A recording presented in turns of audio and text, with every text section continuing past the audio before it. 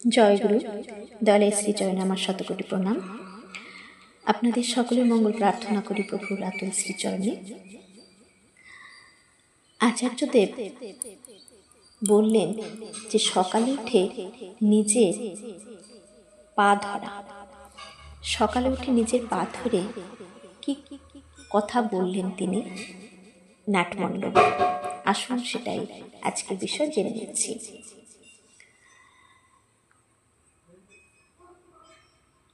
এক সময় বাপিদা বললেন, বিড়াল ইঁদুর ধরে।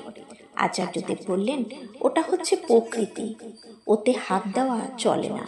ঠাকুরের কথোপকথন গ্রন্থে একটা জায়গায় ঠাকুর বলেছেন, ওটা ওর জীবন ধারণের জন্য প্রকৃতি ঠিক করেছে, ওখানে তুমি হস্তক্ষেপ করতে পারো না।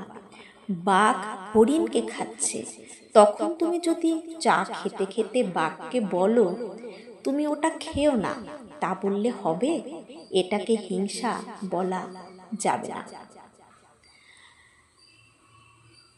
এক প্রসঙ্গে ডাক্তার স্বপনদাকে আচার্যদেব বলছেন, পোশাকের মধ্যে মোজাটা আমার সবচেয়ে অস্বস্তিকর।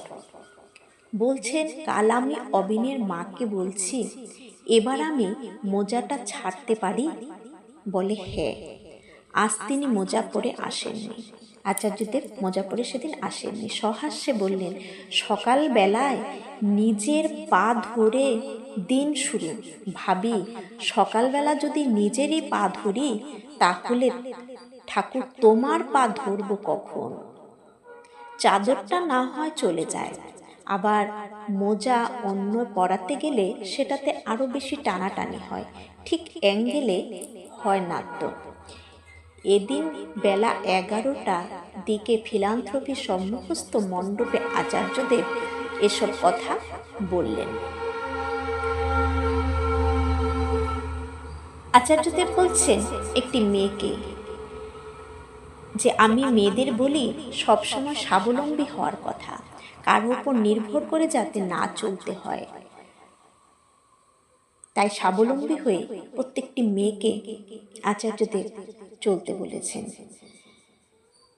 যে love you, I love you তখনই বলে একটি ছেলে একটি মেয়েকে যখন বোঝে যে একে ইউজ করতে পারবো, একটু ছোঁয়া টোয়া করা যাবে। পুরুষের মনটা সবসময় শরীর কেন্দ্রিক, শরীরটার মধ্যেই ঘোরাফেরা করে, কিন্তু মেয়েদের সবটাই কিন্তু মানসিক। তাই মনকে বোঝে না এমন ছেলের সাথে বিয়ে করবি না। বিয়ে করার ব্যাপারে আচার্যদেব এই বিধান দিলেন যে যে মেয়ে তার স্বামী হিসেবে বরণ করবে যাকে, সে যদি তার মনটাকে না বোঝে, তাহলে এমন ছেলেকে বিয়ে করা উচিত নয়। জয় গুরু সবাইকে।